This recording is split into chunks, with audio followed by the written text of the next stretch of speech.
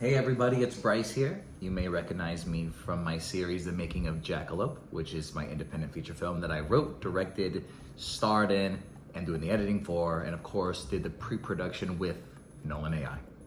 I am back because Nolan AI has created an amazing new update. Of course, Nolan updates things all the time, but this one I'm definitely gonna use, especially for my upcoming pickups for Jackalope. Because when things go wrong, you have to make pivots, you have to move. But when things go wrong, you want things to be able to move around. Now Nolan scheduling is completely customizable. Huge thing for production. Now, I'm going to take you through the updates of Nolan AI and their scheduling. Okay, number one, as you'll see here, when you open up scheduling, there is one big, obvious new update. And that is, you actually have day breaks. Day 1 of 5, 2 of 5, 3 of 5, 4 of 5, 5 of 5. When you import your script, it will automatically determine how many days they think your shoot will take. Since this is my pickup schedule, I anticipated only taking a very little amount of time. Of course, I shot my whole feature in 9 days, so they think it's gonna be 5 days for me to shoot the pickups. I gotta do it in 3. So this is where Nolan's gonna help me out. So, based off of the number of 8s of a page, a schedule is what you gotta do that day, right? And so day breaks are absolutely essential. Now we are able to take Nolan onto the production set. The next big thing, number 2, is the advanced settings menu. You click on here, right? You can choose your start date. In our case, it's probably gonna be early November. You can shoot on which days that you wanna film on or which days you don't wanna film on. You get days off, blah, blah. Max shooting days, max shooting hours per day. Like I said, I think I gotta do this in 3 days, 12-hour max, right? That looks good. You could also optimize by cast. Let's say you're trying to shoot out somebody. You only have them available for 3 days or in only a little bit of the movie. You have to consolidate all of their scenes together. You can pick on who you wanna do. Right now, we should just optimize for location. As far as complexity goes, you could choose if the makeup's gonna be a little bit fancy, if costume is gonna take a little bit more time. So I submit it, boom, and here we are.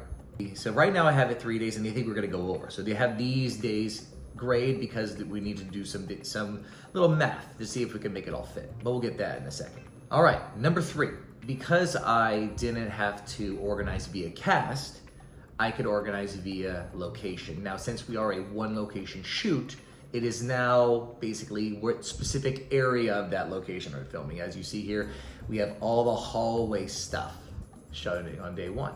And actually, the way I could do this will lead me into number 4, how everything is fully customizable.